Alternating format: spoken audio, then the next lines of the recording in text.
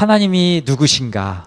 그것을 한마디로 표현한다면 하나님은 사랑이시다, 이렇게 얘기할 수 있습니다. 66권 성경을 통해서도 그 주제를 하나로 요약해서 얘기한다면 하나님은 사랑이십니다, 이렇게 얘기할 수 있습니다. 하나님보다 우리를 더 사랑하시는 분은 없습니다. 하나님의 그 무궁한 사랑이 우리를 또 돌보시고 우리를 이끄십니다. 하나님의 사랑은 변치 않으십니다. 이게 놀라운 사실이고, 이 하나님의 그 변치 않는 이 사랑으로 말미암아서 창조 때로부터 지금까지 우리를 사랑하시고 위로하시고 돌보시고 이끄신다는 이 사실 앞에 우리가 감동하지 않을 수 없습니다. 이 사실을 잘 표현하고 있는 찬송가가 있는데 우리 404장 찬송가입니다. 그 크신 하나님의 사랑, 이 찬송가인데 이 가사가 언제 들어도 참 귀하고 아름답고 은혜롭고, 또 이 대한민국의 성도들이 가장 좋아하는 찬송가 중에서 항상 손꼽히는 그런 찬송가이지 않습니까? 1절이 이렇습니다. 그 크신 하나님의 사랑 말로 다 형용 못하네. 저 높고 높은 별을 넘어 이 낮고 낮은 땅 위에 죄범한 영혼 구하려 그 아들 보내사 화목제로 삼으시고 죄 용서하셨네. 또 4절을 보면 하늘을 두루마리 삼고 바다를 먹물 삼아도 한없는 하나님의 사랑 다 기록할 수 없겠네. 하나님의 크신 사랑 그 어찌 다 쓸까? 저 하늘 높이 쌓아도 채우지 못하리. 그러면서 후렴은 이렇게 돼요. 하나님 크신 사랑은 측량 다 못하며 영원히 변치 않는 사랑 성도여 찬양하세. 아멘. 하나님의 그 크신 사랑을 이보다 더 잘 표현한 이 찬송가가 있을까 싶습니다. 하나님은 사랑이십니다. 그런데 문제가 있습니다. 하나님께서 그렇게 사랑하시는데 우리가 그 마음의 짐과 고통이 있는데, 그 마음의 짐과 고통을 덜어내는데 이 하나님의 사랑이 정말 작용을 하나, 이렇게 우리가 의심을 하고 또 무덤덤할 때가 많습니다. 더 나아가서 그 사랑을 생각하면 여러 가지 복잡한 일들, 여러 가지 복잡한 생각들, 이런 것들이 금방 회복해야 되는데 왜 이렇게 더디고 그렇지 못한가, 이런 것들을 생각하면서 우리가 당혹감을 감추지 못합니다. 요한일서 2장을 보면은 세상을 사랑하는 사람들은 하나님을 사랑하지 않는 자다, 이렇게 얘기하는데 생각해 보면 세상을 사랑하는 사람은 아닙니다. 그런데 그럼에도 불구하고 우리 마음에서 하나님의 사랑을 받고 있는 우리가 우리의 삶의 문제, 인생의 문제, 우리가 또 모든 것들을 삶을 살아갈 때 이것이 왜 이렇게 작동하지 못하는 것처럼 느껴지나, 이런 생각을 하게 될 때가 있습니다. 성경을 보면 사랑에 대해서 굉장히 화려한 수사어로 이렇게 표현하고 있는 것을 우리가 보게 되는데, 예레미야는 하나님의 사랑을 무궁한 사랑이라고 이렇게 표현합니다. 무궁한 사랑. 사도 요한은 끝까지 사랑하는 그 사랑으로 이야기합니다. 끝까지 사랑하시느니라, 그렇게 말씀하잖아요. 사도 바울은 죽기까지 사랑하시는 그 사랑으로 말씀합니다. 무궁한 사랑, 또 끝까지 사랑하는 사랑, 또 죽기까지 사랑하는 사랑, 얼마나 화려하고 놀라운 사랑입니까? 그런데 이런 사랑의 말을 들어도 우리 마음이 이렇게 흡족하지 못하고 뭔가 뜨뜻미지근한 마음이 있다는 것, 이것이 우리가 정말 당혹스럽고 곤혹스러운 일이 아닐 수 없습니다. 그러나 하나님은 말씀하십니다. 하나님은 천지를 창조하신 분이십니다. 예수 그리스도는 하늘과 땅의 권세를 다 가지신 분이십니다. 모든 피조물이 오직 하나님만 찬송하고 경배합니다. 그토록 크신 영광스러운 하나님이십니다. 그분이 나를 사랑한다고 말씀하십니다. 그토록 강하고 능력 많은 하나님이 나를 사랑한다는 것을 안다면 얼마나 크고 놀랍고 감동적인 일이겠습니까? 제가 말씀을 준비하면서 이 구글 AI에 제 이름을 입력하고 기룡돈 목사가 누구냐 이렇게 물어봤어요. 그랬더니 이 대답이 뭔지 아십니까? 누군지 모르겠다고 데이터가 없다고 이렇게 나오는 거예요. 그러면서 엉뚱한 인물들만 계속 열거해 놓는 거예요. 뭐 개그맨 정형돈이 막 나오고 이름이 비슷하니까 그렇게 검색해서 나오는 것 같아요. 그리고 비슷한 이름의 뭐 연예인들만 잔뜩 검색해 놓았더라고요. 우리의 존재가 그렇습니다. 얼마나 잘났고 얼마나 똑똑한지 또 그런 것들을 생각해 보면 그게 그거라는 걸 알 수 있습니다. 우주를 놓고 보면 우리 한 사람은 보이지 않는 그 점으로도 찍을 수 없는 존재라는 것을 인정해야 됩니다. 세상에 아무리 똑똑하고 아무리 뭐 유명하고 한 사람이라도 이 우주에서 한 점으로 찍는다면 아마 보이지도 않는 그런 존재이라는 것이죠. 그렇다면 하나님은 우리를 어떻게 보실까? 하나님은 우리를 자기의 눈동자처럼 지키시는 분이라고 말씀합니다. 자기 눈동자처럼. 또 하나님은 우리의 머리털까지 세시는 분이라고 말씀합니다. 세상에서 가장 작고 연약한 우리를 하나님의 절대적인 섭리와 보호로 지켜주시는 것이 얼마나 놀라운 사실입니까?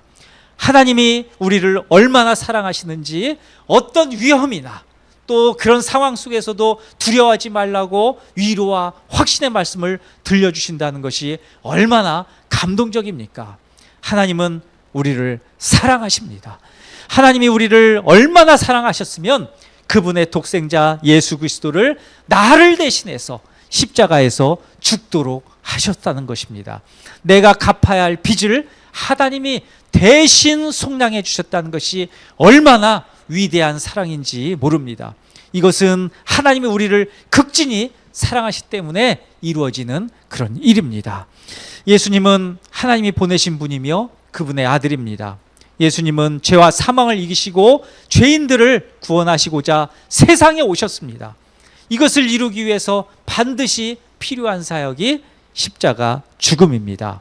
이것은 놀라운 복음입니다. 그 복음의 중앙에 우리를 사랑하시는 하나님의 사랑이 있습니다. 자, 오늘 본문에 그 사랑이 기록되어 있습니다.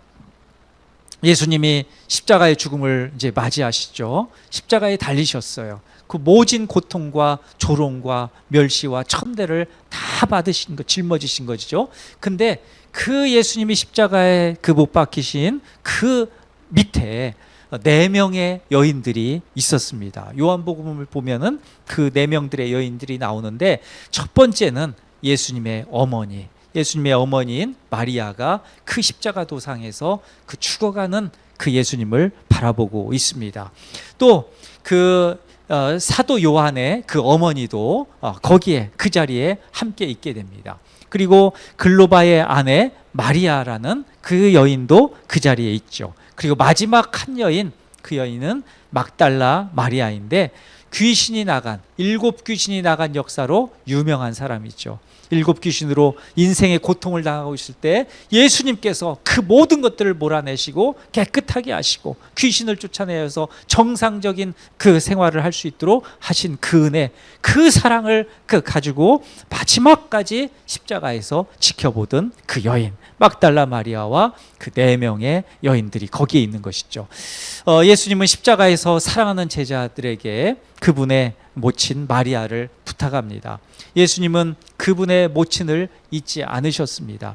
여기서 주목해야 될 것은 예수님이 그분의 모친을 부를 때 어머니라고 이렇게 부른 게 아니라 여자여 이렇게 부르고 있다는 사실입니다. 자, 26절에서 27절 말씀을 같이 한번 읽어볼까요? 26절에서 한 절 더 나아가서 27절까지 같이 한번 읽어보겠습니다. 예수께서 자기의 어머니와 사랑하시는 제자가 곁에 서 있는 것을 보시고 자기의 어머니께 말씀하시되 여자여 보소서 아들이니다 하시고 또 그 제자에게 이르시되 보라 내 어머니라 하신대 그때부터 그 제자가 자기 집에 모시니라. 아멘.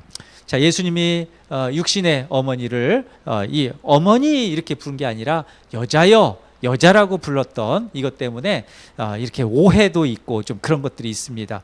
왜 이 예수님은 세상에 하나님의 아들이라고 하면서 이거 어떤 인륜 도덕도 무시하고 여자요 이렇게 부를 수 있느냐라고 하는데, 근데 그건 오해고 그건 성경을 잘 모르는 이야기입니다. 여자요라고 하는 표현에는 두 가지 의미가 있습니다. 하나는 창세기에 보면은 여자의 후손으로 말미암아서 뱀의 머리를 상하게 할 것이다 라는 말씀이 나오죠. 그때 여자여 그 표현이 나오는데, 바로 여기에 요한복음에 나온 이 표현도 바로 그 여자여 그걸 이야기하는 것이라는 것이죠. 근데 여기에서 여자의 후손이라는 것은 누구겠어요? 예수 그리스도입니다. 그러니까 이 여자여라는 이 표현에는 두 가지 의미가 있다고 했는데, 하나는 이 여자의 후손, 그러니까 이제 하와로부터 계속해서 인류가 이어져 내려오는 그 상황 가운데서 이제 예수 그리스도 그 메시아가 탄생할 그 모친, 그 모태, 성령으로 잉태된 그 어머니, 그 마리아를 이야기하는 것이고요. 더 나아가서는 두 번째는 그 여자여, 그러니까 뱀의 머리를 상하게 할 여자의 후손으로서 오시는 메시아 그리스도, 그 예수 그리스도를 이야기하는 것, 그 의미가 여자여라는 표현에 있다는 것이죠. 그러니까 막 무식하게 어머니라고 안 하고 왜 여자여라고 했냐 이런 것이 아니라, 예수님은 마지막 십자가의 도상에서 한 말씀 한 말씀이 다 굉장히 의미가 깊은 말씀들이잖아요. 여기에서 하나님의 말씀이 성취되는, 그리고 그리스도다 라는 것을 선언하는 말씀이 바로 여자여 이런 말씀이라는 것이죠. 자, 예수님은 십자가의 고통 중에서도 애통해하는 그분의 모친을 그러나 잊지 않으셨습니다. 이것으로 하나님의 말씀과 부모를 공경하라는 계명을 통한 인간적 존중이 거기에서 이제 성취되는데, 예수님의 부탁을 예수님께서 그 제자에게 이 나의 어머니를 이제 부탁한다라고 하면서 이것은 내 어머니다, 너의 어머니다 이렇게 이제 이야기하게 되는데, 그 이제 부탁을 받은 그 사람이 바로 이제 사도 요한인데요. 자, 오늘 가상 7원 중 이제 세 번째 말씀을 이제 우리가 나누게 되는데, 여자여 보소서 아들이니이다 이 말씀이지 않습니까? 예수님의 그 어머니는 그 사복음서를 보면은 두 번 이렇게 나오게 되는데, 한 번은 가나안 혼인 장치에 나오고, 다른 한 번은 이 십자가 도상에서 이제 그 죽어가는 예수님을 보면서 있었던 그 어머니, 그 이제 모습으로 두 번 이렇게 나오게 됩니다. 예수님은 극한 상황 속에서도 그분의 어머니를 잊지 않으시고 그 상황 속에서도 보살핌을 받도록 하십니다. 여기서 한 가지 생각해 볼 것이 있어요. 예수님께서 그 십자가에 죽으시면서 마지막 말씀을 지금 하시는 거잖아요. 그 굉장히 중요한 말씀인데, 왜 그 예수님의 형제들, 사형제나 있었는데 그 형제들 중에 하나 누구 이렇게 불러가지고 야 누구야, 이제는 내가 이렇게 세상을 떠나니 네가 이제 어머니를 잘 돌봐라 이렇게 얘기하지 않으셨는가 이겁니다. 그리고 12 제자들이 이렇게 있었는데 그 제자들 중에 뭐 그 지금 이 사도 요한이 아니라 뭐 다른 제자, 뭐 베드로도 있고 뭐 누구가 있을 거잖아요. 그 제자를 통해서 야, 이 어머니를 잘 돌봐라 이렇게 얘기할 수 있는데 그러지 않았다는 것이죠. 왜 그러지 않았을까요? 아마 그것은 못하신 거죠. 다 도망갔으니까요. 다 도망가서 없는 거예요. 그러니까 십자가 도상에서 4명의 여인만 남아있다라고 기록하고 있는 것이 바로 이런 것들을 이야기하고 있는 것입니다. 그런데 4명의 여인들이 남아있었다라고 쓴 한 사람이 있는 거죠. 예수님의 그 사랑하시는 제자라고 표현되어 있는, 요한복음에는 사랑하시는 제자 이렇게 하면서 자기 이름을 밝히기를 꺼려해요. 밝히기를 꺼려하면서 사랑하시는 제자라고만 나와 있는 이 사람이 바로 사도 요한인데, 그 사도 요한을 가리켜서 이제 내 어머니다, 이 보살펴라 이렇게 얘기하니까 사도 요한이 그때부터 이제 예수님을 평생토록 이제 자기 어머니로 이렇게 돌보게 되는 이 사실을 우리가 보게 됐는데요. 근데 예수님의 말씀으로 인해서 이게 어떤 의미냐면, 인간적 관계가 완전히 바뀌게 됩니다. 이제 사도 요한에게 이제 내 어머니다 이렇게 얘기하면서 그때부터 이제 자기 친어머니처럼 이렇게 돌보잖아요. 사랑하시는 제자로 나온 사도 요한은 평생을 예수님의 어머니를 친어머니처럼 모십니다. 또 예수님의 어머니도 사도 요한을 자신의 아들로 여겼습니다. 이것은 중요한 전환점이 됩니다. 이거 굉장히 중요한 전환점이 되는데 예수님의 십자가 사랑으로 인해서 혈연 관계가요, 언약적 가족 관계로 다시 바뀌게 되는 그런 현장이 바로 이 26절, 27절에 나온 말씀입니다. 요한복음에서는 이 가족 개념이 여러 번 나옵니다. 하나님과 예수님의 관계를 아버지와 아들로 표현하고 하나님과 그분의 아들인 예수 그리스도가 서로 영화롭게 하는 분이다. 서로가 영화롭게 하는 분이다. 이런 표현이 나오는데 또 예수님을 통해서 하나님 아버지가 어떤 분인지 이렇게 세상에 보여주신다. 이렇게 이제 표현을 하는데요.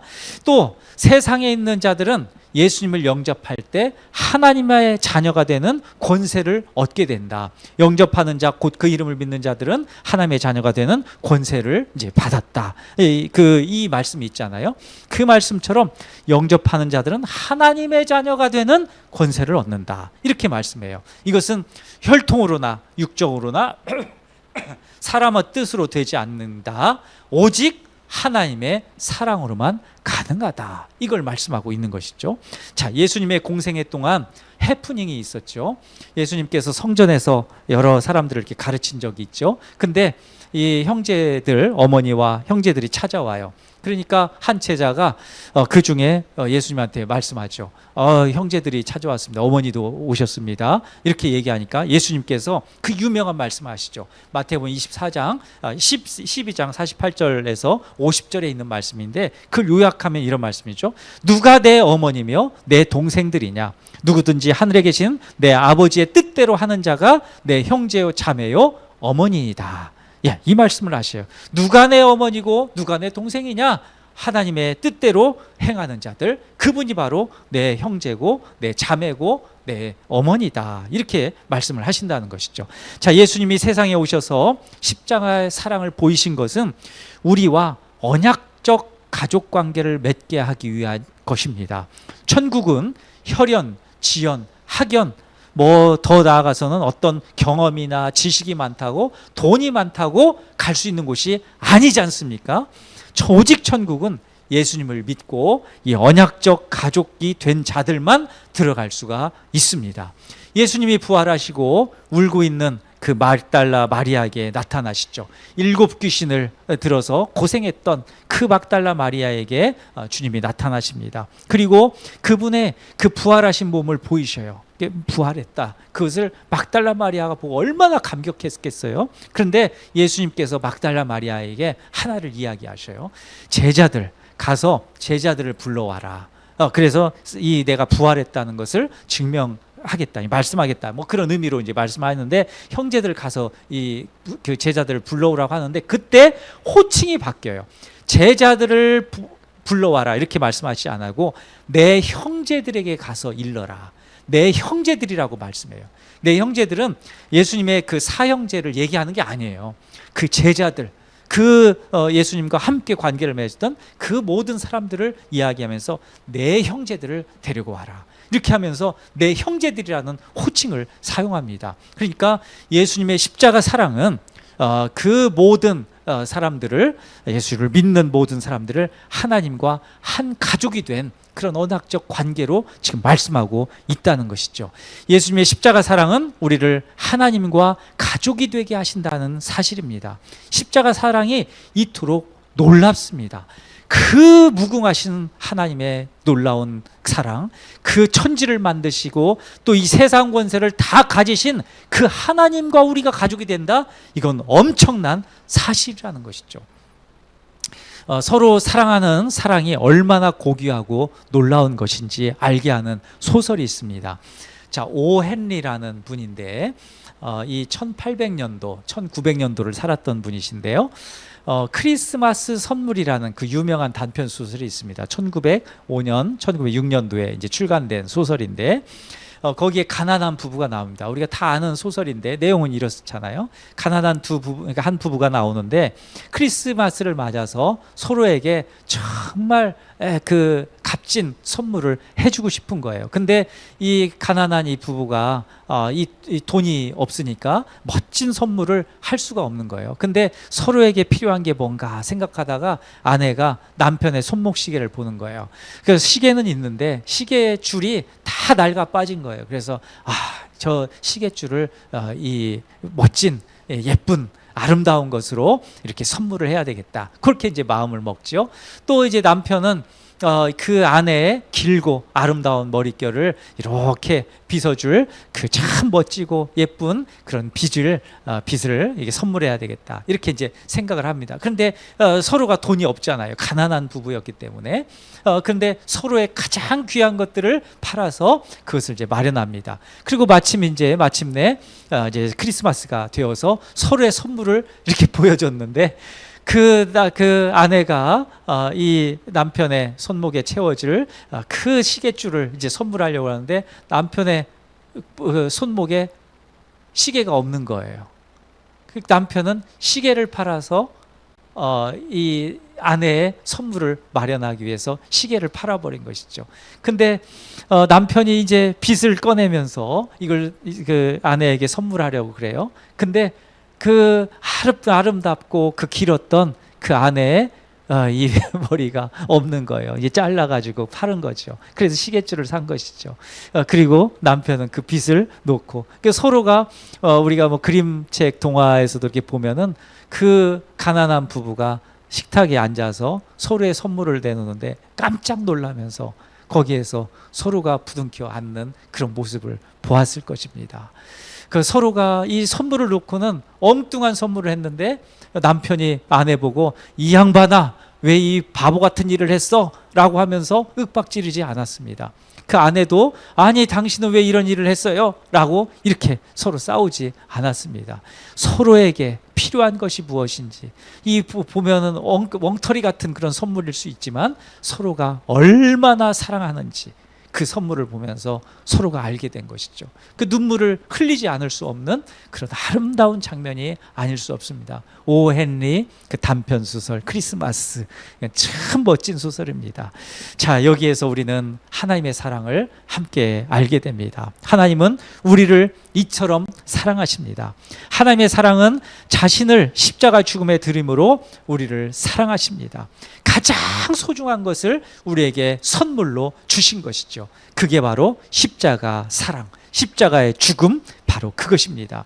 로마서 8장을 보면 하나님의 사랑이 얼마나 강력한지, 그 사랑이 얼마나 강력한지 말씀하고 있는데 로마서 8장 35절에서 39절의 말씀을 보면 이렇습니다. 기록된 바 우리가 종일 주를 위하여 죽임을 당하게 되며 도살당할 양같이 여김을 받았나이다 함과 같으니라. 그러나 이 모든 일에 우리를 사랑하시는 이로 말미암아 우리가 넉넉히 이기느니라. 내가 확신하노니 사망이나 생명이나 천사들이나 권세자들이나 현재의 일이나 장래의 일이나 능력이나 높음이나 깊음이나 다른 어떤 피조물이라도 우리 주 그리스도 예수 안에 있는 하나님의 사랑에서 끊을 수 없으리라. 아멘. 이 놀라운 하나님의 사랑을 우리가 발견하게 됩니다. 우리는 걱정거리를 달고 삽니다. 실수한 것이 있고 우리 크고 작은 실수들을 하게 되잖아요. 그로 인해서 저 사람이 나를 얼마나 조롱할까, 나를 얼마나 비웃을까, 이런 막 걱정, 염려, 근심들이 막 있잖아요. 마음들이 거기에서 조여매면서 마음을 졸이게 됩니다. 또 직장을 못 구하는 우리 요즘 청년들 보면은 너무 안타까워요. 직장을 뭐 여러 가지 요즘의 청년들은 사실 저희 세대와는 다르게 훨씬 공부도 많이 하고 훨씬 더 영특하고 뭐 그런 친구들인데 이 직장이 없어서 이렇게 하는 것들을 보면서 아주 얼마나 안타까워하고 답답해하는지 모릅니다. 저도 이제 이야기를 이제 듣게 되니까 너무 놀라운 것들을 듣게 되는데 한 분기에 그러니까 6달 동안 이 지원 서류를 뭐 어떤 사람은 50장, 60장씩 낸다는 거예요. 그런데도 취업이 안 되는 거예요. 그것을 1년 동안 하면은 100장, 120장을 120군데를 이렇게 내는데 취업이 안 된다는 거예요. 이게 정말 안타깝고 이 답답한 현실인데 그럴 때마다 여러 가지 이런 걱정거리들이 얼마나 많겠습니까? 우리 청년 세대가 지금 그런데 저 회사에서도 마찬가지입니다. 우리 연봉제가 이렇게 도입되면서 예전에는 사실 연봉제 이런 것들이 도입되기 전에는 다 이렇게 호봉제로 가니까 별로 그 어떤 월급 차이도 없고 그랬는데 지금 시대는 그렇지 않지 않습니까? 10년이나 훨씬 후배인 사람들이 막 저기 높은 이 직급에 가 있고 연봉도 하여튼 20배, 20%, 30%더 많이 받고 그러면은 상대적 박탈감을 받게 되고 그런 거지 않습니까? 자기 처지를 보면서 야 나는 왜 이래 이렇게 못났어 그리고 답답해하고 그 무거운 마음을 달랠 수 없는 것이 현실입니다. 그러나 그때 하나님의 말씀을 들고 우리의 기도의 그 골방으로 들어가서 하나님이 나를 얼마나 사랑하시는지, 하나님께서 나를 얼마나 사랑하시는지, 얼마나 끔찍하게 사랑하시는지 깊이 묵상하고 간절히 기도해야 됩니다. 죽기까지 사랑하시는 예수님을 바라봐야 됩니다. 하나님의 사랑이 얼마나 풍성한지를 다시 한번 생각해야 됩니다. 그때 박탈감에서 우리가 자유할 수 있습니다. 또 근심에서 벗어날 수 있습니다. 나도 모르게 하나님의 사랑을 생각하면서 하나님의 사랑이 나를 붙들면서 그 나도 모르게 평안을 수여할 수 있게 됩니다. 하나님의 사랑이 그런 능력이 있습니다. 하나님의 사랑은 우리를 자유케 하십니다. 하나님의 사랑은 우리에게 믿음을 주십니다. 하나님의 사랑은 우리를 강하게 하십니다. 그래서 로마서 8장 35절에는 누가 우리를 그리스도의 사랑에서 끊으리요 환난이나 곤고나 박해나 기근이나 적신이나 위험이나 칼이랴 이렇게 말씀하고 있는 것이죠. 하나님의 사랑이 그토록 놀랍습니다. 그것은 십자가의 사랑입니다. 하나님의 그 놀라운 그 십자가의 사랑을 가지고 우리가 이 세상을 이기며 사는 우리가 모두가 되시기를 간절히 축복합니다. 우리의 걱정, 근심 이거 떠나지 않습니다. 우리의 염려, 불안 이것은 이 세상에 있는 한 이것은 항상 얘들과 동거해야 될 수밖에 없습니다. 그때마다 우리가 소심하게 돼요. 그 모든 것들을 이 답답해하고 어려워하게 돼요. 당황하게 돼요. 그러나 하나님의 사랑이 그 놀라운 하나님께서 우리를 사랑하신다는 것, 눈동자처럼 사랑하시고 눈동자처럼 보호하시고 우리의 머리털까지도 세시는 그런 하나님의 놀라운 그 사랑이 우리 가운데 있다는 것, 그리고 나를 사랑하신다는 것, 우리를 사랑하신다는 것, 우리 교회를 사랑하시고 한국 교회를 사랑하시고 우리 가정과 가문을 사랑하시고 열방을 사랑하신다는 그 놀라운 은혜의 사랑을 힘입어 용기 있게 담대하게 그렇게 일어나는 우리 모두가 되기를 간절히 소망하고 그렇게 바랍니다.